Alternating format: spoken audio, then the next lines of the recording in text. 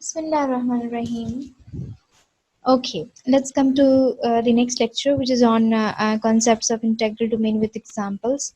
Last time, if you remember, we did discussion on a ring theory, and we studied about rings and their subclasses. और अगर आपको याद हो तो फिर हमने वहाँ पे कुछ कंडीशंस जो है वो पढ़ी थी कि आपका जो सेट है वो रिंग कब होता है, और उसके बाद फिर हमने देखी कि कुछ जो रिंग्स थे उनके साथ कुछ और प्रॉपर्टीज अगर हम ऐड कर दें तो वो एक नई क्लास या एक नई टाइप की जो है वो रिंग बनाती हैं, लाइक रिंग विद यूनिटी, जिसमें हम कहते थे कि अगर आपका जो सेट है वो ऑलरेडी रिंग तो है, लेकिन साथ में उसके जो है वो मल्टीप्लिकेटिव आइडेंटिटी अगर एग्जिस्ट करती हो तो हम कहते थे कि वो रिंग विद यूनिटी है। सिमिलरली अगर वो कम्यूटेटिविटी वाली प्रॉपर्टी को एडिशनली जो है वो एग्जिस्ट करता था तो फिर हम कहते थे कि वो जो रिंग है वो रिंग कम्यूटेटिव रिंग है।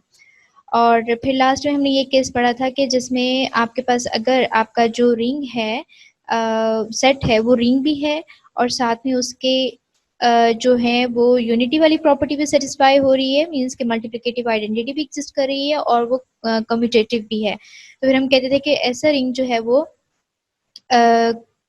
कम्यूटेटिव रिंग विद यूनिटी होता था।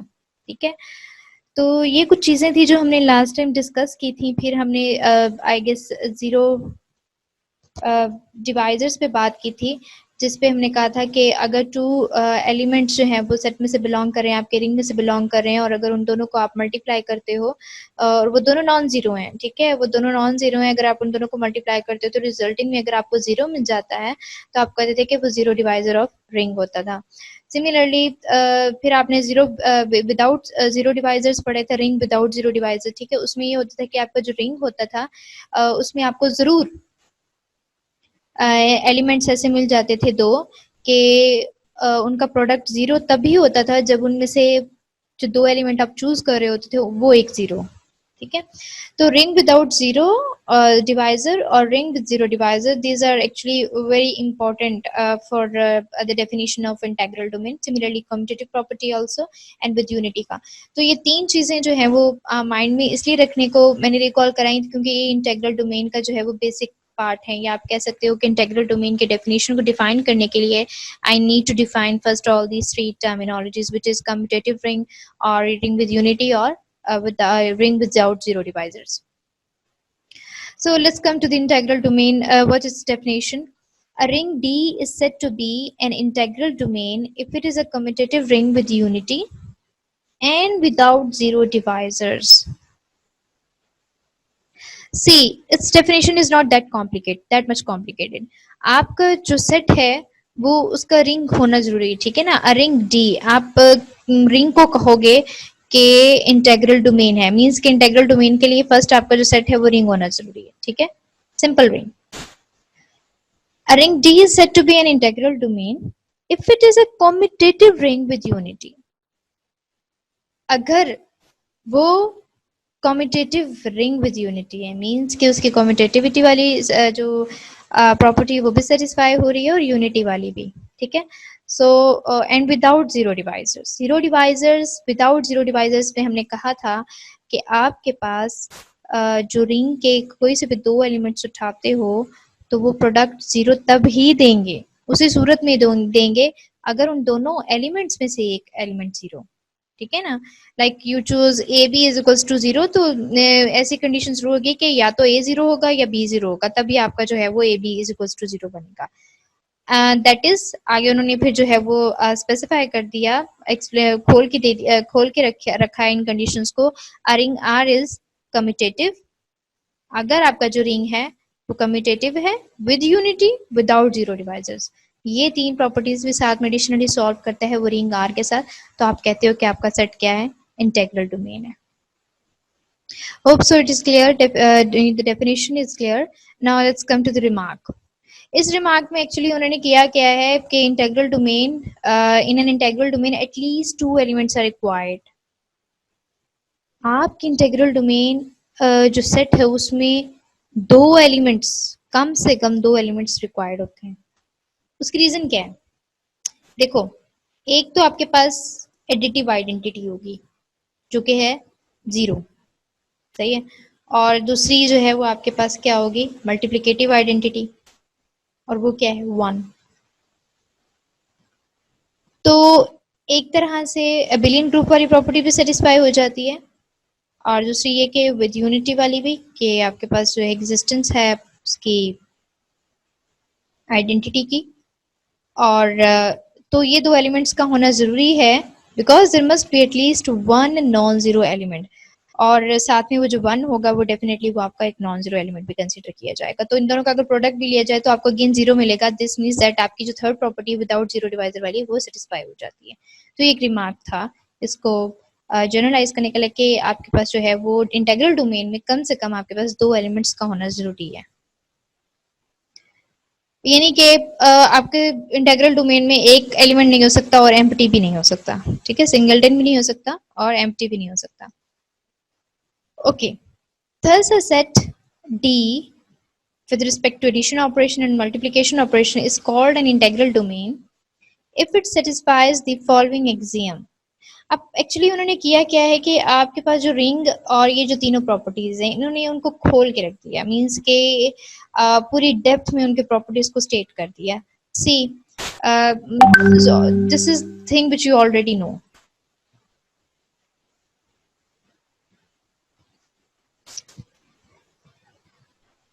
सो यहाँ पे देखा जाए तो आपके पास है कौन कौन से एग्जाम, एक तो बिलियन ग्रुप को प्रूव करने के लिए, ठीक है, बिलियन ग्रुप के लिए आपको पता है कि 5 प्रॉपर्टीज जो आपको चाहिए होती हैं, लाइक आपके पास फर्स्ट क्लोजर प्रॉपर्टी, एसोसिएटिविटी, और फिर उसके बाद एडिटिव इनवर्स, और आपके पास एडिटिव आइडेंटिटी, ठीक है, और कम्यूटेटिविटी। तो ये जो 5 प्रॉपर्टीज हैं ये बिलियन के लिए, बिलियन ग्रुप के लिए। फिर नेक्स्ट है आपके पास सेमी बिलियन ग्रुप के लिए। अब यहाँ पे सेमी बिलियन ग्रुप मैंने क्यों कहा, क्योंकि मुझे जो है एक एक्स्ट्रा प्रॉपर्टी भी तो चाहिए ना, कौन सी, कम्यूटेटिविटी वाली और यूनिटी वाली। तो उन्होंने क्या कहा, सेमी ग्रुप, हम वैसे रिंग में सेमी ग्रुप लेते थे, ठीक है ना, रिंग में हम सिंपल रिंग में सिर्फ सेमी ग्रुप लेते हैं, लेकिन जब चूंकि हमने बात की यहाँ पे कि आप इंटेग्रल डोमेन को डिफाइन कर रहे हो तो उसमें 2 प्रॉपर्टीज और ऐड हो रही थी, कौन कौन सी, कम्यूटेटिविटी वाली और यूनिटी वाली, सही है, यानी कि मल्टीप्लिकेटिव आइडेंटिटी एग्जिस्ट करेगी। सो इट मींस के आप क्या कर सकते हो कि semi abelian group with unity, abelian group यानी कि कम्यूटेटिविटी वाली प्रॉपर्टी सेटिस्फाई करेगा और यूनिटी आइडेंटिटी एग्जिस्टेंस की भी सेटिस्फाई करेगा, ठीक है। ओके, फिर उसके बाद जो है बुरिंग की ये प्रॉपर्टीज तो हमें ऑलरेडी पता है कि डिस्ट्रीब्यूटिविटी प्रॉपर्टी जो है वो दोनों लेफ्ट राइट को सेटिस्फाई करेगा। और similarly last one is that without zero devices, that is कि आपका जो रिंग में से 2 एलिमेंट्स उठाओगे वो अगर अब 0 नहीं है तो दैट्स वेल एंड फाइन, लेकिन अगर 0 होंगे, उनका प्रोडक्ट जो है वो 0 बनता है, तो दैट मीन्स कि या तो A 0 है या फिर आपका B 0 है। ओके, इसकी एग्जांपल देखते हैं। इसकी एग्जांपल हमने इंटीजर्स के लिए with respect to addition multiplication of integer is an integral domain, ये इंटेग्रल डोमेन बनाता है। आप इसकी जो है वो वेरीफाई कर सकते हो, इसकी सारी प्रॉपर्टीज को। आपको ये तो पता ही था कि जी ग्रुप भी है, फिर ग्रुप है तो फिर आगे जो है वो रिंग वाली प्रॉपर्टीज को भी सेटिस्फाई करता है, ठीक है। तो जब रिंग वाली प्रॉपर्टीज को सेटिस्फाई करता है और एडिशनली हमें ये भी पता है कि इसमें आइडेंटिटी एग्जिस्टेंस भी है, 1 एग्जिस्ट करता है इसमें, ठीक है। तो जब 1 एग्जिस्ट करता है तो हम ये भी कह सकते हैं रिंग विद यूनिटी। सिमिलरली आप कोई से इसके 2 एलिमेंट्स उठाओ, उनको जो है वो मल्टीप्लाई करवाए, चूंकि हम commutative with respect to multiplication check करना चाहते हैं, तो आप कोई से 2 एलिमेंट्स उठाओ, उनको मल्टीप्लाई करो फ्रॉम किसी भी अरेंजमेंट में, तो you will see that the resulting thing is same. So commutative property भी सेटिस्फाई हो रही है। सो इट मीन्स कि यू कैन से दैट कि आपका जो है ये कम्यूटेटिव रिंग विद यूनिटी है। अब लास्ट प्रॉपर्टी थी विदाउट जीरो डिवाइजर, ठीक है। तो उसके लिए जीरो डिवाइजर आप खुद एक जो है वो मैं लास्ट लेक्चर में आपको बता चुकी हूँ कि जो जी है ये इसमें आपके पास जो जीरो डिवाइसेस नहीं होते। उसकी रीजन क्या है कि कोई से भी 2 एलिमेंट्स को आप उठाते हो तो उनका प्रोडक्ट आपको कभी भी 0 नहीं मिलेगा। 2 को 4 से मल्टीप्लाई करो 8 मिलता है, -2 को -3 से मल्टीप्लाई करो -6 मिलता है, +6 मिलता है, एंड सो ऑन। कोई से भी दो नॉन जीरो एलिमेंट्स उठाओगे, you will never ever get zero, ठीक है। हाँ, आपको जीरो मिल सकता है एक सूरत में, अगर इन दोनों एलिमेंट्स जो आप चूज करो इंटीजर्स में से, उनमें से अगर एक एलिमेंट जीरो, लाइक 1 को मल्टीप्लाई करते हो जीरो से तो आपको जीरो मिलता है, -5 को जीरो से मल्टीप्लाई करते हो तो जीरो मिलता है। तो इसमें देखो कि आप एक एलिमेंट चूज कर रहे हो जीरो, फिर ही आपको जीरो मिल रहा है। सो इट मीन्स कि आप ये कह सकते हो कि this is a commutative ring with unity without zero divisors. Okay, अब हमने ये तो पता है कि इंटीजर्स इज एक्चुअली जो है वो सबसेट है रैशनल नंबर्स का, और रैशनल नंबर्स अगेन सबसेट है रियल नंबर्स के, और रियल नंबर्स जो है वो सबसेट हैं कॉम्प्लेक्स नंबर्स के। तो अगर आपका इंटीजर्स वाला सेट जो है वो अगर इंटेग्रल डोमेन बनाता है, तो इट इज ऑब्वियस दैट के रैशनल नंबर्स भी इंटेग्रल डोमेन बनाएंगे, रियल नंबर्स भी इंटेग्रल डोमेन बनाएंगे, और कॉम्प्लेक्स नंबर्स भी इंटेग्रल डोमेन बनाएंगे। क्योंकि ये सबसे छोटा अगर सेट बनाता है इंटेग्रल डोमेन, तो इट इज ऑब्वियसली जिसके भी सबसेट्स हैं तो उनके सुपर सेट्स भी actually they will also be the integral domains. Okay, next example modular class की है। इफ यू नो कि हम लोग जो मॉड्यूलर क्लास लेते हैं उसकी जो टेबल है वो कुछ इस टाइप से बनता है विद रिस्पेक्ट टू एडिशन और विद रिस्पेक्ट टू मल्टीप्लिकेशन। यहाँ पे जो एग्जांपल हम कंसिडर कर रहे हैं that is actually Z3 modular class 3 है, ठीक है। तो इसके जो एलिमेंट्स हैं एक्चुअली 3 एलिमेंट्स होंगे, तो 0 1 2, ठीक है।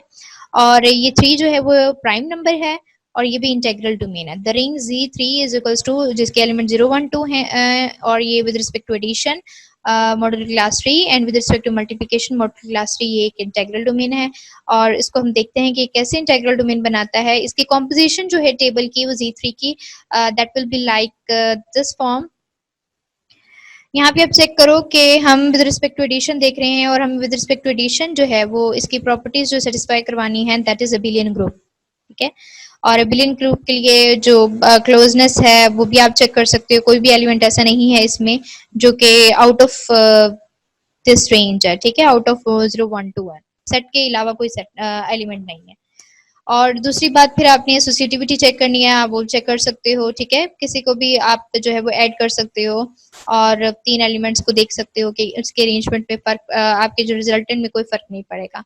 थर्ड प्रॉपर्टी आपके पास आइडेंटिटी एग्जिस्टेंस की है। विद रिस्पेक्ट टू एडिशन आपकी आइडेंटिटी एग्जिस्टेंस 0 होती है, आप चेक कर सकते हो। ये देखो 0 में कुछ भी ऐड करो अगेन आपको वो नंबर, वो एलिमेंट मिल रहा है। ऐसा ही है ना, हम यही कहते हैं कि 0 में आप कुछ भी ऐड करो तो आपको वो एलिमेंट जो आप ऐड कर रहे होते हो वो रिसीव होता है। तो 0 में 2 ऐड किया 2 मिला, 0 में 1 ऐड किया 1 मिला, और 0 में 0 ऐड किया तो 0 मिला। तो इट मीन्स कि आपके पास जो 0 है वो आइडेंटिटी एलिमेंट भी एग्जिस्ट कर रहा है, और साथ में इनवर्स एग्जिस्टेंस। इनवर्स एग्जिस्टेंस का मतलब ये है कि कोई से 2 एलिमेंट्स को आप ऐड करो तो आपको 0 मिले, ठीक है। तो यू कैन सी कि 0 का इनवर्स 0 है, 1 का इनवर्स 2 है। सी 1 का इनवर्स 2 है, क्यों कि आपने 1 को जब ऐड किया 2 में तो आपको रिजल्ट क्या मिला 3, और 3 जो है वो टोटली डिविजिबल है 3 के साथ, मॉड्यूलर क्लास 3 के साथ, और रिमाइंडर कुछ नहीं बचता। तो इट मींस कि you will write it here 0, ठीक है। और फिर इस तरीके से 2 का जो इनवर्स है वो 1 है, क्योंकि आपको रिजल्टेंट में 0 मिल रहा है जो कि आइडेंटिटी है। ओके, इसमें इनवर्स एग्जिस्टेंस भी हो गई। फिफ्थ प्रॉपर्टी क्या है, दैट इज कम्यूटेटिविटी। और टेबल्स में आप जो कम्यूटेटिव प्रॉपर्टी चेक करते हो वो एक्चुअली लास्ट कॉर्नर के जो 4 एलिमेंट्स होते हैं उनको चेक करके करते हो। कैसे, अगर इनको स्वैप करूं मैं, मीन्स की इसकी ये जो रो है इसको कॉलम में चेंज कर दूं, इंटरचेंज कर दूं इसकी रोज को कॉलम में और कॉलम को रोज में, तो आप देखो कि इस 4 एलिमेंट्स पे इनटू रोज और कॉलम्स पे कोई फर्क नहीं पड़ेगा। तो जब ऐसा कि कोई फर्क नहीं पड़ता, जैसे आप वो लेते हो ना ट्रांसपोज लेते हो, बिल्कुल वैसे ही। तो ये बिल्कुल अगर वैसे ही ऑब्टेन्ड हो जाए आपको, तो इट मीन्स कि आपका जो मॉड्यूलर क्लास है वो एबिलियन है, कम्यूटेटिव प्रॉपर्टी सेटिस्फाई करिए। तो इट मीन्स कि ये एबिलियन ग्रुप तो है, ठीक है। अब तक एबिलियन तक तो हो गया। अब नेक्स्ट हमें सेमी ग्रुप के लिए चाहिए, और विद रिस्पेक्ट टू मल्टीप्लिकेशन, ठीक है। सेमी ग्रुप के लिए हम एसोसिएटिविटी जो property with respect to multiplication को चेक करते हैं। तो आप देख सकते हो कि कोई से 3 एलिमेंट्स को उठाओ, ठीक है, पहले 2 एलिमेंट्स को उठा के मल्टीप्लाई करो, फिर थर्ड के साथ जो है उसको ऑपरेट करो, तो you will get again the same as the resultant number. उसके बाद फिर एसोसिएटिविटी के बाद सेमी ग्रुप ओके सेटिस्फाई हो गया। Now what about the unity existence. Unity में हमने पढ़ा था कि उसमें जो है वो आइडेंटिटी एग्जिस्ट करेगी उस एलिमेंट की। तो आप चेक करो कि आइडेंटिटी आपको कहाँ मिल रही है।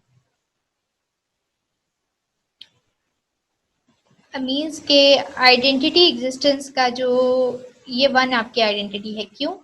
क्योंकि इस 1 को 0 से ऑपरेट करो आपको 0 मिल रहा है, 1 को 1 से ऑपरेट करो 1 मिल रहा है, 1 को 2 से ऑपरेट करो 2 मिल रहा है। तो ये 0 1 2 और ये भी 0 1 2 इससे कॉरेस्पॉन्डिंग आ रहा है ना, ठीक है। तो इसका मतलब ये जो 1 है ये आपकी क्या है, आइडेंटिटी है। ओके, आइडेंटिटी एग्जिस्टेंस हो गया। अब हमने कम्यूटेटिविटी सेटिस्फाई करनी है। अगेन भाई जो मैंने बताया कि इसका आप ट्रांसपोज लेके देख लो इन 4 एलिमेंट्स का, तो आपको अगेन जो है वो कोई फर्क नहीं पड़ रहा है, इस पे सेम आ रहा है, तो इट मीन्स के कम्यूटेटिविटी भी सेटिस्फाई हो रही है। So what else we need now. अब हमने 0 डिवाइसेस लिखने हैं। हमने अब चेक करना है, क्योंकि अब तक जो हमने चीज सेटिस्फाई की है वो ये है कि this is ring, commutative ring है विद यूनिटी। ये अब तक हम जो है वो प्रूव कर चुके हैं, ठीक है। अब हमने जो लास्ट प्रॉपर्टी सेटिस्फाई करनी है that is without 0 divisors. Without 0 divisors का कि अगर मैं किसी 2 एलिमेंट्स को मल्टीप्लाई करूं नॉन 0 एलिमेंट्स को, तो क्या मुझे 0 मिलता है? नो। 1 को 1 से मल्टीप्लाई करो 1 आ रहा है, 1 को 2 से मल्टीप्लाई करो 2 आ रहा है, 2 को 1 से मल्टीप्लाई करो 2 आ रहा है, 2 को 2 से मल्टीप्लाई करो 1 आ रहा है, ठीक है। और हाँ, अलबत्ता अगर मैं 1 को 0 से मल्टीप्लाई करती हूँ तो आई एम गेटिंग 0। अगर मैं 0 को 1 से मल्टीप्लाई करती हूँ आई एम गेटिंग 0, 0 को 2 से मल्टीप्लाई करती हूँ 0 आ रहा है। तो इट मीन्स कि आपको 0 लाने के लिए आपका एक एलिमेंट 0 होना कंपल्सरी है, ठीक है। So we can say that this is without 0 divisors. So the last property is also being satisfied here. So we can say that this modulo class tree is actually an integral domain because it's satisfying all the conditions which is required for integral domain. From the first table, we easily see that Z3 with respect to addition is a abelian group. हम discuss कर चुके हैं. It is clear that with respect to multiplication is a commutative semi group है in which identity element 1 exists and there are no zero divisors in Z3, ठीक है। तो ये integral domain हो गया। I hope so it is clear to you. अब हम इसी से रिलेटेड एक थ्योरम जो है वो रिकॉल करते हैं। उस थ्योरम में वो कहता है कि अ रिंग जो ZP है यानी कि प्राइम, ये जो P है एक्चुअली ये प्राइम नंबर्स को शो करे, ठीक है। तो वो कहते हैं ये ZP जो है 0 1 2 एंड सो ऑन P-1, ये with respect to addition or this P number and with respect to multiplication this P number is actually integral domain if and only if P is a prime number. अगर तो आपका ये P जो है वो prime number है तो आप कहोगे कि ये जो Z सेट है ये आपका इंटेग्रल डोमेन है, और अगर नहीं है तो आप नहीं कह सकोगे कि ये जो आपका सेट है वो इंटेग्रल डोमेन है या नहीं, सही है। और इसके लिए हम चेक कर सकते हैं अगर Z3 इट मींस कि इंटेग्रल डोमेन है तो Z5 भी इंटेग्रल डोमेन होगा, Z7 भी इंटेग्रल डोमेन होगा, Z11 भी इंटेग्रल डोमेन होगा, and so on all the prime numbers of ZP set will be considered as integral domain because the P is the prime number, ठीक है। इसका proof आप लोग प्रीवियस कोर्स में कर चुके होंगे। There is no need to do here because we are just recalling our basics. Okay, ये यहाँ तक थी बात इंटेग्रल डोमेन की। इंटेग्रल डोमेन में हमने देखा कि आपकी जो इंटेग्रल डोमेन है वो तभी होगी जब वो रिंग हो और कम्यूटेटिव प्रॉपर्टी सेटिस्फाई करता हो और यूनिटी प्रॉपर्टी सेटिस्फाई यानी कि आइडेंटिटी एग्जिस्टेंस की प्रॉपर्टीज को सेटिस्फाई करता हो, और लास्ट वन विदाउट 0 डिवाइजर। अब क्या इसमें प्रॉपर्टी ऐड की जाए कि ये जो है वो फील्ड बन जाए? Let's see. अगेन फील्ड के लिए रिंग का होना जरूरी है। सेट आपका जो है वो पहले रिंग होगा। A ring field F is called a field if it is commutative with unity, commutative property भी सेटिस्फाई करता हो, आइडेंटिटी एग्जिस्टेंस भी हो उसकी, और it's every non zero element is invertible. See what they have added here कि इसका multiplicative inverse हो। यहाँ पे हम ये बात नहीं कर रहे कि उसके जीरो डिवाइजर्स के बारे में, हम यहाँ पे ये एक और हमने जो है वो जो है चीज ऐड की है वो ये है कि उसके मल्टीप्लिकेटिव इनवर्स एग्जिस्ट करते हैं। मल्टीप्लिकेटिव इनवर्स एग्जिस्ट करता हो, यूनिट एग्जिस्टेंस हो, कम्यूटेटिव हो, तो वो आपका जो सेट है, रिंग है, एफ जो है वो फील्ड कहलाएगी। Thus, a structure F with respect to addition multiplication containing at least two elements in a field if it satisfies the following axiom. और अगेन इसमें भी आपके पास एटलीस्ट टू एलिमेंट्स का होना जरूरी है, ठीक है। और वही बात कि आपके पास एडिटिव आइडेंटिटी एग्जिस्ट करनी चाहिए और मल्टीप्लिकेटिव आइडेंटिटी एग्जिस्ट करनी चाहिए, तो बाकी की प्रॉपर्टीज जो है वो ऑटोमेटिकली इसके साथ सेटिस्फाई हो जाएंगी। So if it satisfies the following axiom, अब एक्सियम को मैंने अब ये खोल दिया, ठीक है। यहाँ पे ये चीज जो है वो बिल्कुल ओपनली जो है वो मेंशन की है। चूंकि हम फील्ड में रिंग की बात कर रहे हैं पहले कि आपका जो सेट है वो रिंग होना चाहिए, तो मैंने ये रिंग की जो है वो कुछ प्रॉपर्टीज को लिखा है, जिसमें ये अबिलियन को कर एसोसिएटिव प्रॉपर्टी है, एडिटिव आइडेंटिटी है, और एडिटिव इनवर्स है, और कम्यूटेटिव प्रॉपर्टी, ठीक है। दीज 5 to 4 प्रॉपर्टीज और एक क्लोजर प्रॉपर्टी होती है। It is not mention here but it is obvious. तो ये जो आपके पास यहाँ से मींस आपको आइडिया हो कि एफ जो है वो आपका with respect to addition abelian group है।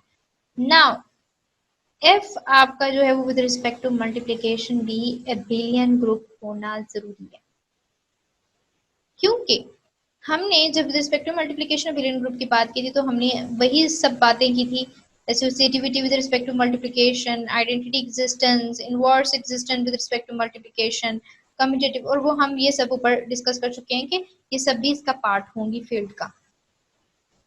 Again associativity, identity existence, inverse existence जो कि यूनिटी वाली प्रॉपर्टी है, और कम्यूटेटिव।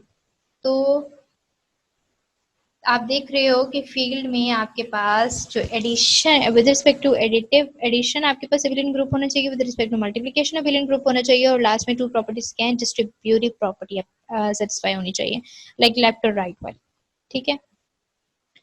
सो देखा जाए तो ये कंप्लीट जब ये प्रॉपर्टी सेटिस्फाई होंगी तो आप कहोगे कि आपका सेट जो है वो क्या है, फील्ड है।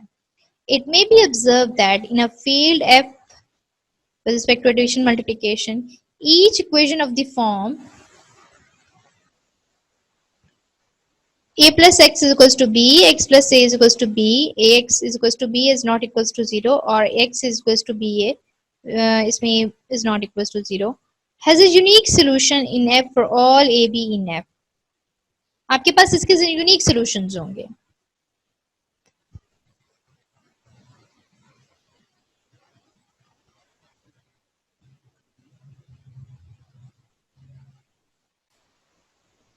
जो आपके पास इस टाइप की इक्वेशन होगी that will always give you has unique solutions in F.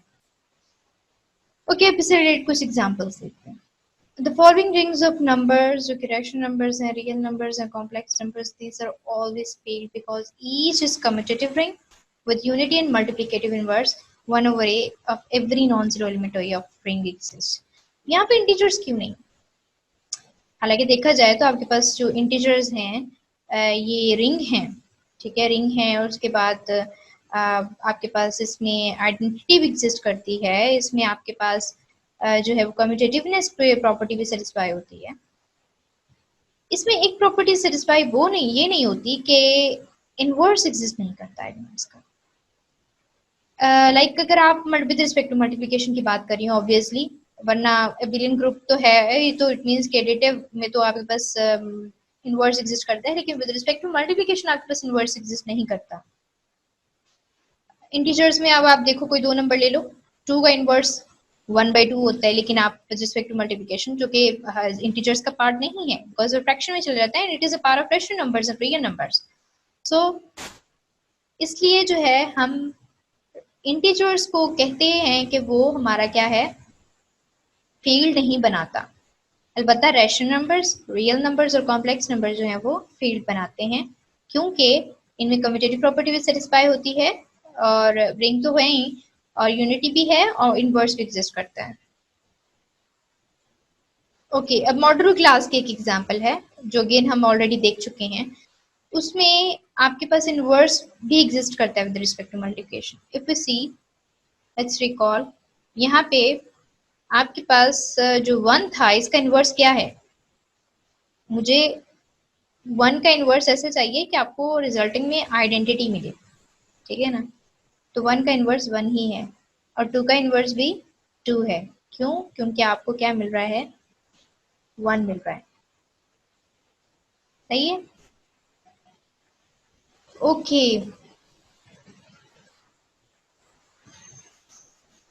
ये क्या है? फील्ड है। On observing the composition table of Z given and it is clear that Z3 is a commutative ring with unity 1 and 2 is its own inverse, कि 1 का inverse भी 1 है, 2 का inverse भी 2 है, तो हम कहते हैं कि ये जो Z है, Z3 है, ये एक्चुअली फील्ड है। ओके, यहाँ पे ना एक बात बताना मैं आपको भूल गई कि जब हम रिस्पेक्ट टू मल्टीप्लिकेशन की बात कर रहे हैं तो जो इनवर्स एग्जिस्टेंस की बात करेंगे तो उसमें जीरो इंक्लूड नहीं होगा। ये बात ऑब्वियस थी। ये मैं बताना मैंने जो है वो भूल गई साथ में। लेकिन अगर आपको याद हो तो हमने जो है वो जब बनाते थे हम मल्टी रिंग में जो ग्रुप प्रूव करने लगते थे रिस्पेक्ट टू मल्टीप्लिकेशन, तो हम जीरो निकाल देते थे। क्यों? क्योंकि जीरो का इन्वर्स एग्जिस्ट नहीं करता। तो ठीक है, तो आपने ऑब्वियस यहाँ पे ये चीज जो है वो नोट करनी है कि क्यू में से आप जीरो निकालोगे तभी वो चीज जो है वो विद रिस्पेक्ट टू एडिशन और मल्टीप्लिकेशन जो है वो ग्रुप बनाएगी, तो फिर वो रिंग वाली प्रॉपर्टीज को फर्दर सेटिस्फाई करेगी और फील्ड बनेगी। इस तरीके से रियल नंबर में भी और कॉम्प्लेक्स नंबर्स में भी। और यहाँ पे भी आप देख रहे हो कि जीरो का इन्वर्स जो है वो जीरो नहीं बन सकता, क्योंकि जीरो को आप मल्टीप्लाई करो जीरो तो अगेन जीरो आ रहा है। That is not the value of inverse. के इनवर्स में तो हम लेते हैं कि जीरो को अगर जीरो से मल्टीप्लाई किया जाए तो 1 आना चाहिए, क्योंकि 1 आइडेंटिटी है। तो that is not actually to been done here.